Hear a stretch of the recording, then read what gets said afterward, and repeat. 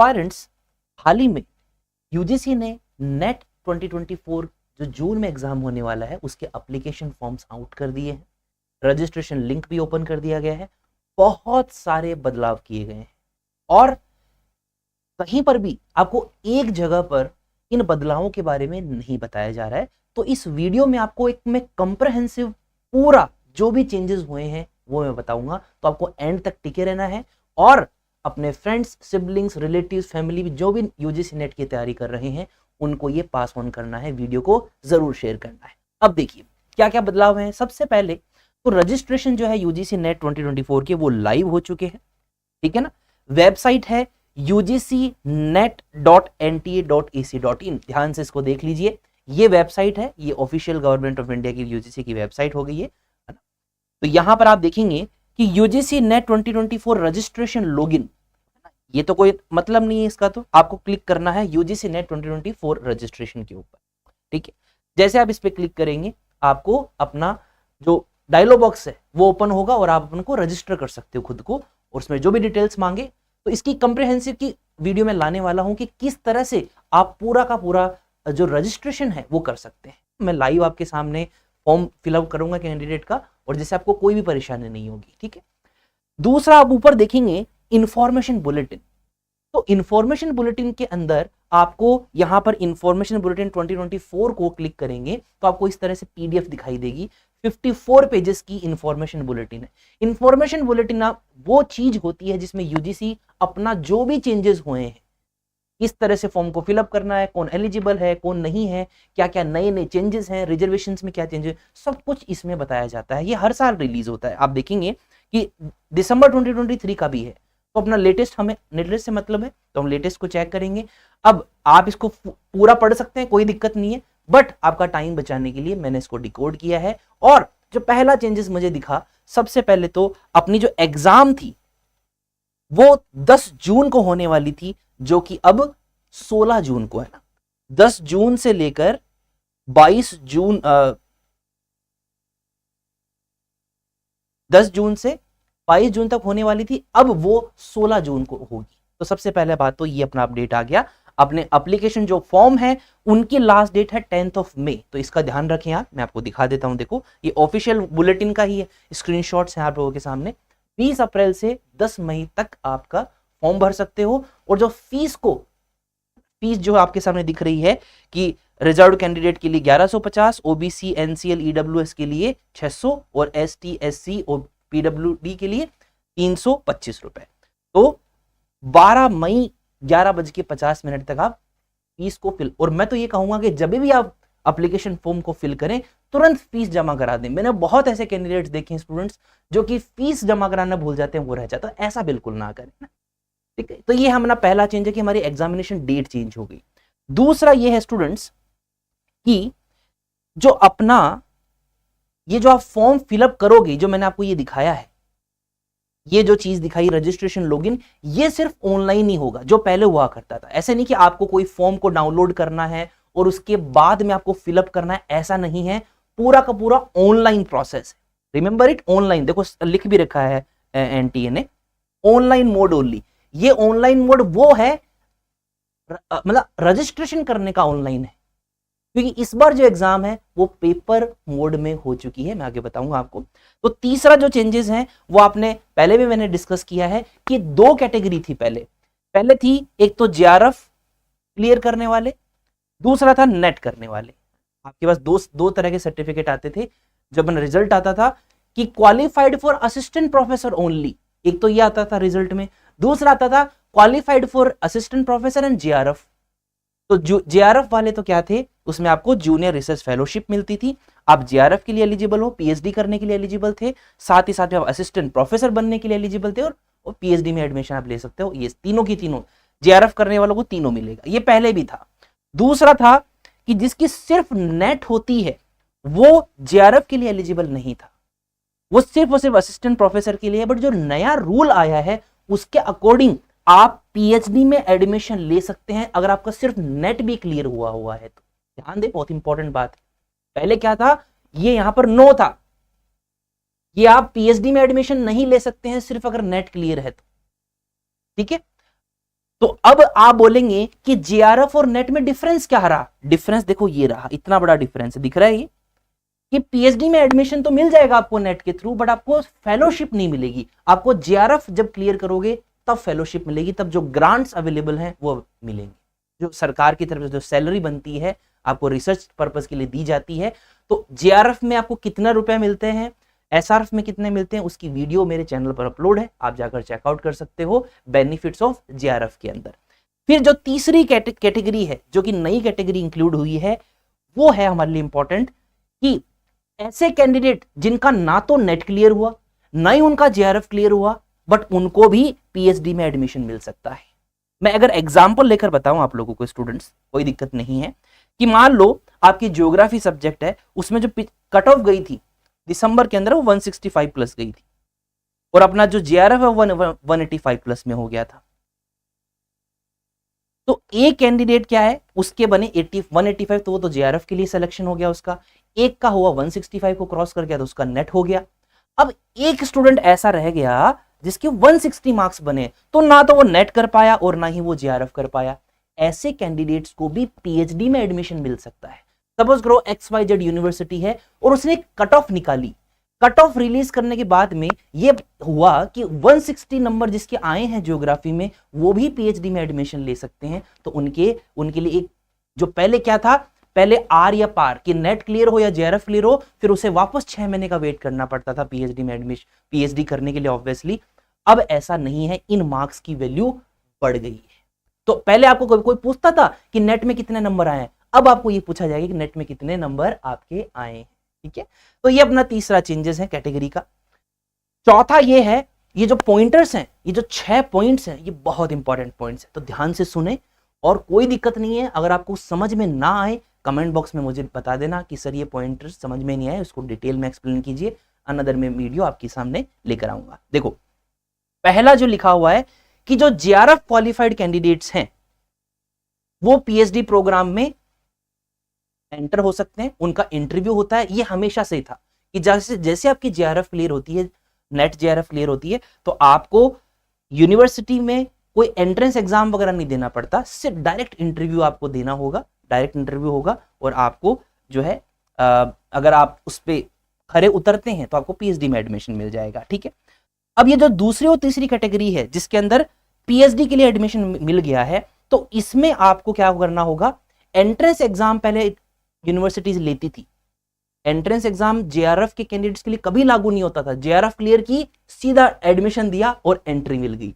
हमेशा जो नेट वाले स्टूडेंट्स थे उनको एंट्रेंस एग्जाम देना पड़ता था, अब वो हट चुका है, सिर्फ नंबर के माध्यम से आपको पीएचडी में एंट्रेंस मिल सकता है।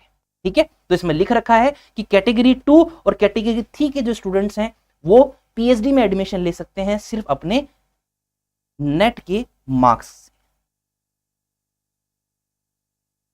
वेटेज क्या होगा, थर्ड जो पॉइंट रहा वो देखो वेटेज का है कि नेट का जो वेटेज होगा वो 70% होगा। स्टूडेंट्स याद रखें, जो नेट में जितने नंबर आए हैं उनका वेटेज है 70%, और 30% किसका वेटेज होगा, जो यूनिवर्सिटी आपका इंटरव्यू लेगी।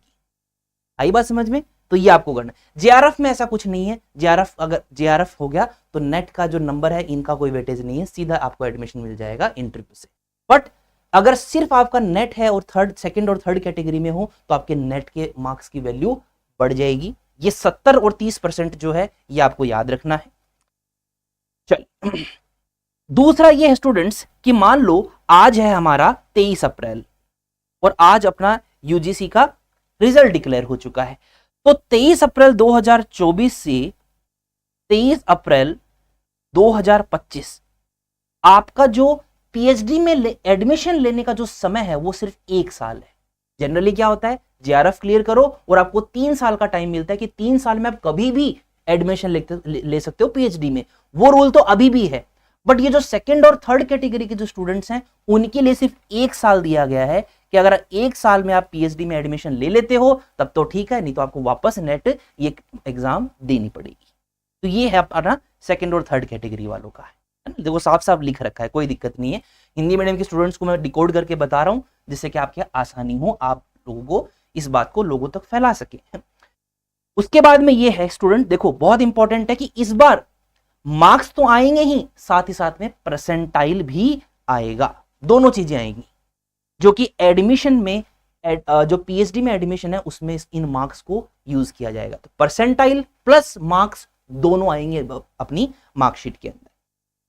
दूसरा ये है स्टूडेंट्स, लास्ट जो है कि जो भी स्टूडेंट्स कैटेगरी 3 में आते हैं वो रिजल्ट कमेटी के द्वारा कि उनको एडमिशन मिलेगा कि नहीं मिलेगा, वो जो भी अपनी यूनिवर्सिटी की रिजल्ट कमेटी होती है वो तय करेगी। तो ये कैटेगरी 3 के जो स्टूडेंट्स हैं they are on the mercy of university result committee. ठीक है, तो ये हमारे चौथा हमारा चेंजेस है बहुत बड़ा, कि किस किस तरह की जो नई नई कैटेगरीज थी ये बन तो गई थी, ये न्यूज 1 महीने पुरानी है, बट ये क्या है अब जो इन्फॉर्मेशन बुलेटिन है तो उसमें पूरा उन्होंने डिटेल में बता दिया है। तो ये आप इसको ध्यान रखें। उसके बाद में जो पांचवा है बहुत इंपॉर्टेंट है स्टूडेंट्स, वो है हमारा पेन पेपर मोड ऐसे एग्जाम होगा। जनरली हम लोग क्या कहते हैं, सीबीटी, कंप्यूटर बेस्ड टेस्ट होता था पहले, अब ये खत्म हो चुका है। अब आपको इस तरह से ओएमआर मिलेगी, आपको पेन लेकर जाना है और इस तरह से मार्क करना है। और इसमें देखो एग्जाम्पल बता रखा है कि इस तरह से क्रॉस क्रॉस नहीं करना है, आपको इस तरह से गोली करना है ना, जैसे हम लोग पहले करते थे। तो ओएमआर बेस्ड एग्जामिनेशन आपका हो चुका है, कंप्यूटर बेस्ड टेस्ट हट चुका है, साफ साफ लिख रखा है ओएमआर बेस्ड मोड ओनली। तो क्लियर है, आपको पेन पेपर मोड इसको कहते हैं, ऑफलाइन मोड इसको कहते हैं, तो कंफ्यूज नहीं होना है, सीधी सी बात है ये। अब क्या करना है आपको, इसके फायदे क्या है नुकसान क्या है वो तो अलग बात है, हम लोग किसी वीडियो में डिस्कस करेंगे कि ओएमआर शीट्स के फायदे क्या हैं और ऑनलाइन मोड के फायदे क्या थे। तो हम लोग अगर आप चाहते हो कि मैं फायदा नुकसान बताऊं, आप कमेंट बॉक्स में बताइए, उस वीडियो को जरूर बताया जाएगा। ठीक है, तो ये ध्यान रख लो, किस गुमराह होने की जरूरत नहीं है बिल्कुल भी, ये चीज अब हो चुकी है और ये हम लोग हमेशा से करते आए हैं, 2018 से पहले हम लोग करते आए हैं। हमारा सेट का एग्जामिनेशन ओएमआर में होता है, तो दैट्स ए गुड थिंग, ये अच्छी चीज है। रीडिंग कंप्रहेंशन देख लीजिए, डाटा इंटरप्रिटेशन के जो क्वेश्चंस आते हैं वो सारे के सारे इजीली आप सॉल्व कर पाओगे। ठीक, छठा जो चेंज है वो है एग्जाम के पैटर्न में। तो यहां पे देखो इंफॉर्मेशन बुलेटिन का ही ये स्क्रीनशॉट है आप लोगों के सामने, कि इसमें कोई भी चेंजेस नहीं है, कि जो नंबर ऑफ क्वेश्चंस है वो 50 होंगे पेपर 1 के लिए, पेपर 2 के लिए होंगे 100, मार्क्स होंगे 300। और ये देखो बहुत इंपॉर्टेंट है ये वाला, जनरली क्या होता है कि जो ओएमआर शीट की जो एग्जाम्स होती है उनकी गैप होता है, बट यूजीसी ने कहा कि कोई भी ब्रेक नहीं होगा, कोई भी गैप नहीं होगा, लगातार 3 घंटे का एग्जाम होगा जैसे ऑनलाइन मोड में होता था, बस अब वो ओएमआर शीट में आपको करना। तो 150 क्वेश्चन लगातार 3 घंटे आपको करने हैं। और पेपर 2 में आपका रेस्पेक्टिव सब्जेक्ट, जिस भी सब्जेक्ट से आपने मास्टर्स की है या फिर कर रहे हो वो, और पेपर 1 में जनरल एप्टीट्यूड जो सबके लिए कॉमन रहता है। तो ये हमारा पैटर्न ऑफ एग्जामिनेशन रहने वाला है। फिर आती है मार्किंग स्कीम। तो मार्किंग स्कीम देखो कोई भी नेगेटिव मार्किंग नहीं, लोग सोच रहे थे कि नेगेटिव मार्किंग आएगी इन चेंजेस के कारण, बट कोई भी नेगेटिव मार्किंग अभी तक नहीं आई है यूजीसी के अंदर। ओके, हर क्वेश्चन के 2 मार्क मिलेंगे, ये तो पता ही था, कोई भी नेगेटिव मार्किंग नहीं है, तो ध्यान रखें। बट ओएमआर शीट को भरना कैसे है ना, ये देखो इस तरह से नहीं भरना है, इसने क्रॉस कर रखा है, ऐसा नहीं करना है, डबल डबल मार्क नहीं कर देना है। तो ओएमआर शीट को कैसे फिलअप करेंगे, क्योंकि बहुत साल हो गए इस चीज को, 2018 में लास्ट बार हम लोगों ने ओएमआर शीट में एग्जाम दिया था नेट का। तो अब ओएमआर शीट को किस तरह से राइटली फिलअप करना है उसके लिए भी मैं वीडियो लेकर आऊंगा कि किस तरह से फॉर्म को फिलअप करना, क्योंकि बहुत इंपॉर्टेंट ओएमआर वाला जो है ना वो वैसे अच्छा है बट वैसे बहुत खतरनाक है। मैं खुद एक मेरे फ्रेंड की बात बताता हूं कि उसने पूरा ओएमआर खाली कर दिया था और सोचा कि लास्ट में फिलअप करूंगा, तो कुछ कुछ लोगों के तो रह जाता है, वो गोला ही नहीं फिल कर पाते, सर्कल फिल ही नहीं कर पाते हैं।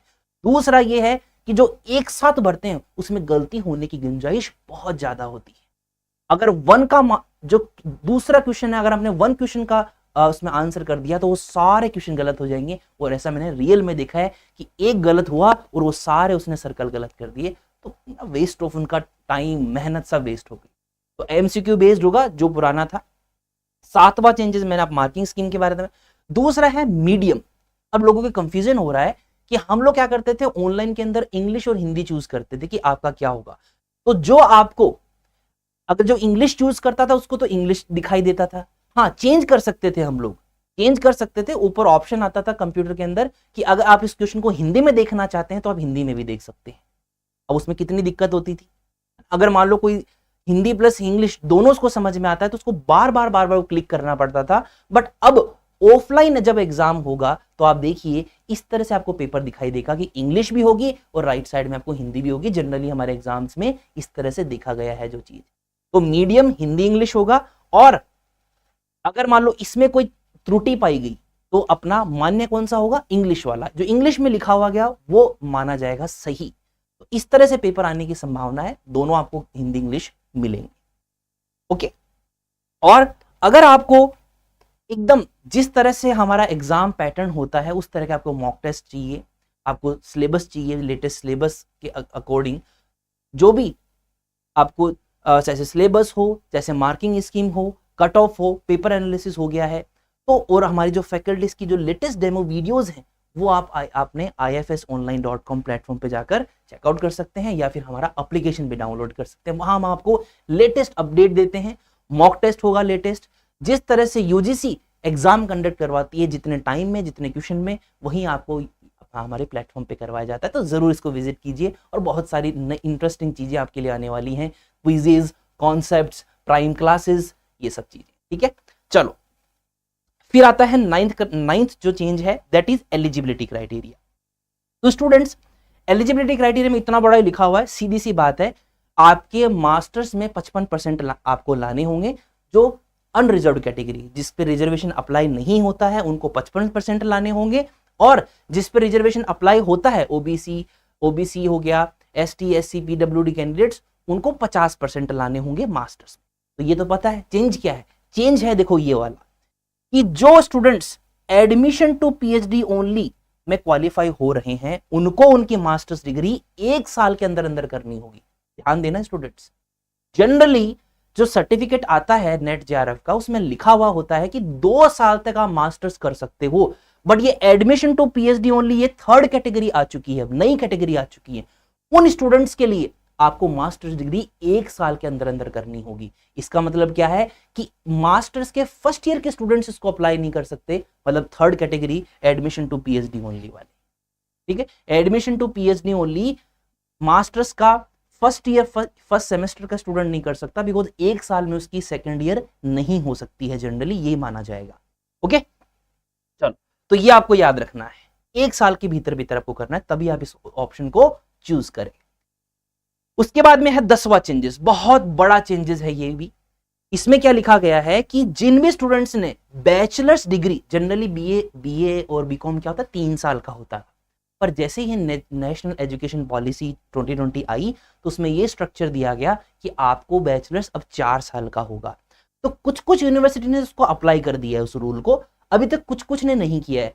तो जिन्होंने कर दिया है, जिनका बीए, बीकॉम, बीएससी 4 साल का होता है, होने लग गया है, अगर वो स्टूडेंट्स जैसे मान लो उनका 3 साल होगा, चौथे ईयर में, 4th ईयर में है, फिर फाइनल सेमेस्टर में है, वो भी यूजीसी नेट का फॉर्म फिलअप कर सकते हैं। तो that's a very big good news. जो भी यूजीसी अपने जो 4 ईयर इंटीग्रेटेड कोर्स के एस्पायरेंट्स है ना, 4 साल, तो उनको एमए मास्टर्स करने की जरूरत नहीं है पीएचडी करने के लिए। अब डायरेक्ट वो अगर फाइनल ईयर में है, लास्ट ईयर के सेमेस्टर में है, तो यूजीसी नेट का फॉर्म फिलअप कर सकते हैं। बस कैच यही है कि वो जो 4 ईयर के अंडर ग्रेजुएट डिग्री के स्टूडेंट्स असिस्टेंट प्रोफेसर के लिए एलिजिबल नहीं होंगे, वो सिर्फ और सिर्फ पीएचडी करने के लिए एलिजिबल होंगे। ध्यान, समझ में आया? जेआरएफ क्लियर किया तो आप असिस्टेंट प्रोफेसर बन सकते हैं, अगर नेट क्लियर हुआ तो आप असिस्टेंट प्रोफेसर बन सकते हैं। पर अगर आप सिर्फ पीएचडी में एडमिशन लेंगे, वो जो फॉर्म जो थर्ड कैटेगरी के अगर आपने फॉर्म फिलअप किया है थर्ड कैटेगरी के अंदर, तो आप असिस्टेंट प्रोफेसर नहीं बन सकते हैं। तो ये उन लोगों के लिए है जो ग्रेजुएशन के फाइनल ईयर में है। आप फॉर्म फिलअप कर सकते हो, पीएचडी कर सकते हो, बट असिस्टेंट प्रोफेसर नहीं बन सकते। उसके लिए आपको मास्टर्स करनी ही होगी। ओके, और एक लास्ट जो चीज लिखी गई है ये है कि 4 ईयर का जो कोर्स होता है अपना ग्रेजुएशन का, उसमें तो कई सारे सब्जेक्ट होते हैं, है ना। जैसे मास्टर्स होता है, मैंने क्या कहा था पहले कि जिस सब्जेक्ट में आप मास्टर्स कर रहे हो उसी में आप पीएचडी करने के लिए एलिजिबल होंगे। मैंने कहा जो है नेट करने के लिए एलिजिबल होंगे। बट जो ये अंडर ग्रेजुएट एस्पायरेंट्स हैं, 4 साल में अलग अलग सब्जेक्ट होंगे, तो किसी भी सब्जेक्ट में आप पीएचडी कर सकते हो, उसी का आपको फॉर्म भरना है और उसी सब्जेक्ट से आप पीएचडी कर सकते हो। तो आपके पास खूब सारे ऑप्शंस हो गए हैं ऐसा नहीं है कि आपको एक ही सब्जेक्ट से मास्टर जो है पीएचडी करनी होगी।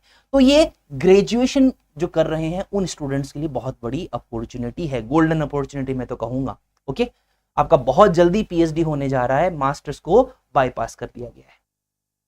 जो एज लिमिट और रिलैक्सेशन है वो पहले की तरह ही है कि 35 साल वुमन और जो अपने रिजर्व कैंडिडेट्स के लिए, और 30 साल हमारे जो अनरिजर्व कैंडिडेट्स उनके लिए। ये तो पहले भी था, कोई दिक्कत नहीं है। ये जेआरएफ के लिए है, पहला वाला है जेआरएफ के लिए।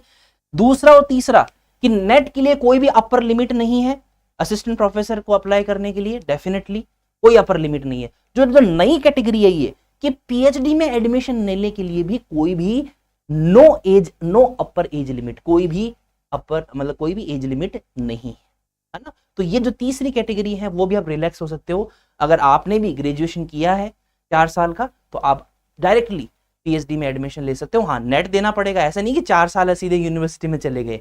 यूजीसी नेट का एग्जाम तो देना ही देना होगा।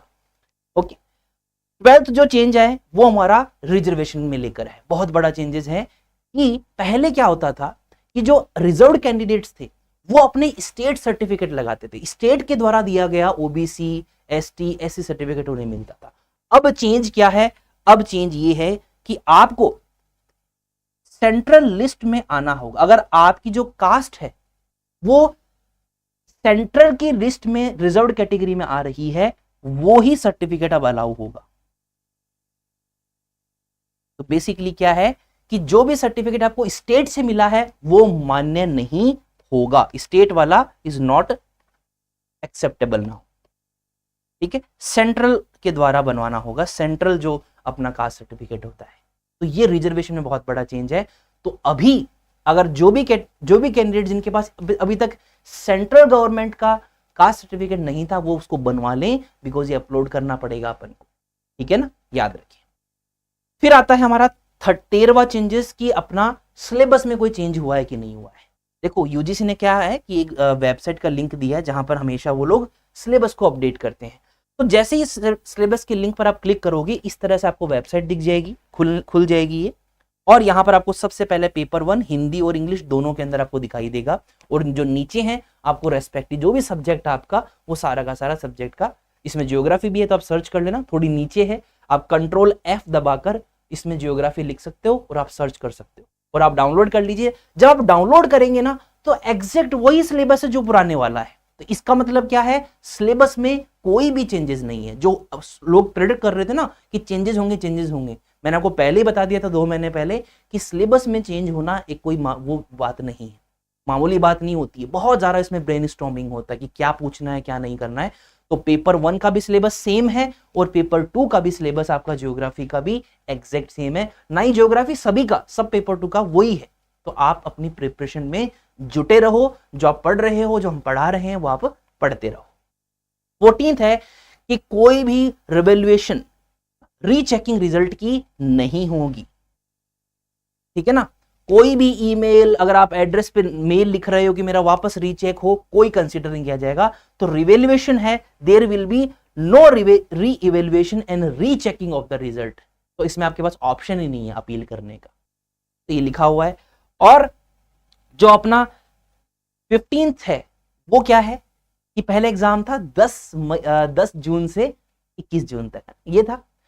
अब 16 जून लिखा गया है। 16 जून का मतलब है कि सारे के सारे जो 83 सब्जेक्ट्स हैं उनका जो एग्जाम है वो सिर्फ 1 डे, एक ही दिन होगा। समझ रहे हो, पहले पैकेट्स में होता था, 12-12, 15-15 दिन एग्जाम चल रहे हैं नेट के। अब सिर्फ एक दिन एग्जाम है जो है 16 जून। अब दिक्कत कहां है, आपको भी समझ में आ गया होगा। दिक्कत यह है कि उसी दिन 16 जून को ही यूपीएससी का एग्जाम है, 16 जून का ही यूजीसी ने एग्जाम रख दिया। और राजस्थान के एस्पायरेंट्स के लिए तो और भी हेडेक हो गया है कि 16 जून को ही हमारा आरजेएस का, राजस्थान जुडिशियल सर्विस का एग्जाम हो गया है। अब इसमें से जो सारे के सारे जो कैंडिडेट्स होते हैं वो एग्जाम देते हैं, यूपीएससी वाला यूजीसी जरूर देता है, यूजीसी वाला यूपीएससी जरूर देता है, और इन दोनों की प्रिपरेशन करने वाला अपना राजस्थान जुडिशियल सर्विस के एग्जाम देगा। तो अब ये प्रॉब्लम है कि इनमें से कौन सी एग्जाम की डेट्स आगे सरकेगी, आगे उसको पोस्टपोन किया जाएगा। चलो अगर इसको भी अपन अवॉइड करते हैं, बिकॉज स्टेट की प्रॉब्लम है, कोई दिक्कत नहीं है, इसमें ऑल इंडिया नहीं है, बट ये इसका क्या करेंगे? वो डेफिनेटली, अब देखो यूपीएससी भी अपने लेवल पे बहुत बड़ा संस्था है और यूजीसी भी बहुत बड़ा है। अब इन दोनों के बीच में, यूपीएससी और यूजीसी के बीच में ये देखना होगा कि कौन अपनी डेट को एक्सटेंड करेगा, और किसी एक को तो करनी ही होगी, ये फाइनल है। तो ये जो अपडेट है, इसी तरह की जो अपडेट्स के लिए आप चैनल को सब्सक्राइब कर लीजिए। और ये वीडियो अगर आपको समझ में आई हो, है ना, मैंने कंप्रेहेंसिव सारे डिटेल्स कवर कर लिए हैं, और जो भी धीरे धीरे मैं क्या कि जो भी इंफॉर्मेशन बुलेटिन इसको रीड आउट किया है, धीरे धीरे हम लोग इसको और डिकोड करेंगे आप लोगों के लिए। तो कमेंट बॉक्स में आप पूछ सकते हैं कि कौन सा पॉइंट्स आपको समझ में नहीं आया, किसको आपको एक्सप्लेन करना है और ज्यादा, ठीक है ना। और इसके बाद में क्या पता चला कि कुछ ज्यादा चेंजेस नहीं है, कोई नेगेटिव मार्क नहीं है, कोई सिलेबस नहीं है। जब ये दो चेंजेस नहीं है तो फिर मैंने दिक्कत कहाँ है? आप बस ओएमआर शीट ही तो फिल करनी है, ओएमआर शीट में देना बहुत अच्छी बात है, आप करो। तो तैयारी आपको कंटिन्यू रखनी है, रूमर्स बिल्कुल नहीं आपको ध्यान देना है, तरह तरह की मिस गाइडेंस होंगी, मिसलीडिंग चीजें आपके सामने आएगी, उनको बिल्कुल अवॉइड करना है। और आईएफएस के साथ में आप जुड़कर रिकॉर्डेड कोर्स ले सकते हैं पेपर 2 के लिए, ज्योग्राफी के लिए, और ज्योग्राफी और पेपर 1 के लिए ही टेस्ट सीरीज भी अवेलेबल है। साथ ही साथ में पेपर 1 के लिए हमारे लाइव बैचेस भी रनिंग में है, और ये सारे की सारी चीजें आप IFS 30 कोड को अप्लाई करके पा सकते हैं, इनका बेनिफिट कर सकते हैं। तो अभी से आप तैयारी स्टार्ट कर दो, मैंने सारा बता दिया, और मैं आपको एक वीडियो में किस तरह से फॉर्म को फिलअप करते हैं वो भी बता दूंगा। फिर बाद में आपका पूरा सेट है, फिर आपको एकदम बंद कर देना, आपको पढ़ाई पे लग जाना है, ठीक है। और जो एचपी सेट और एपी सेट के एस्पायरेंट्स हैं, उनका सिर्फ 5 दिन बचे हैं एग्जाम, 28 अप्रैल को उनका एग्जाम है स्टूडेंट्स, है ना। हिमाचल प्रदेश सेट और आंध्र प्रदेश सेट दोनों के जो एडमिट कार्ड्स हैं वो आउट हो चुके हैं। उनके लिए जो टेस्ट सीरीज है वो सिर्फ और सिर्फ 99 रुपीज में ज्योग्राफी की अवेलेबल है। IFS 30 कोड अप्लाई करके आप इसको एक्सेस कर सकते हो, और जरूर करना चाहिए, आप लोगों को अटेम्प्ट देना चाहिए। जो लास्ट जो स्ट्रेटेजीज होती हैं वो यही है कि जितने ज्यादा आप क्वेश्चन कर सकते हो, जितना ज्यादा रिवाइज कर सकते हो, वही एक सक्सेस की होती है। तो जैसे ही आप एप्लीकेशन को इंस्टॉल करेंगे, आपको माई कोर्स में जाना है, माई कोर्स में जाने के बाद में टेस्ट सीरीज पे जाना है, टेस्ट सीरीज में व्यू डिटेल्स के बाद में आप देखेंगे इस तरह का पेज आ जाएगा। तो IFS 30 कोड आपको अप्लाई करना है, इस तरह जो अमाउंट है वो सिर्फ 99 हो जाएगा। और आपको इसमें क्या क्या मिलेगा? Unit wise mock test available होंगे। यूनिट अपने ज्योग्राफी में 10 यूनिट है तो 10 मॉक टेस्ट होंगे यूनिट वाइज, और 3 फुल मॉक लेंथ होंगे। और सबसे बेस्ट चीज ये है कि वीडियो के द्वारा एक्सप्लेन किया गया है, मैंने ही उनको हर क्वेश्चन को एक्सप्लेन किया है आप लोगों को। तो आपका एकदम पूरा काम हो गया, आपने अटेम्प्ट किया, आपको कुछ नहीं आया, वो एक्सप्लेनेशन वीडियो देख ली, PDF अवेलेबल है, रिवाइज कर लिया, और आपका HP सेट हो गया और AP सेट हो गया, ठीक है। और साथ ही साथ में आप देखेंगे कि हमारे YouTube चैनल पे हम लोग मिनी मैराथन और महा मैराथन कंडक्ट करने वाले हैं 2 दिन पहले, और हर रोज शाम को 5 बजे मैं आपके लिए क्लास लेकर आता हूं अपने ज्योग्राफी के लिए। तो चैनल को सब्सक्राइब कर लीजिए, नोटिफिकेशन बेल को ऑन रख लेना है, जिससे कि जैसे ही क्लास स्टार्ट हो, कोई नई वीडियो आए, नई कोई इंफॉर्मेशन आए, आप तुरंत उसको डाउनलोड कर लें। Okay, so thank you so much and see you in the next one, and if you have any queries you can ask me in the comment box. See you in the next one.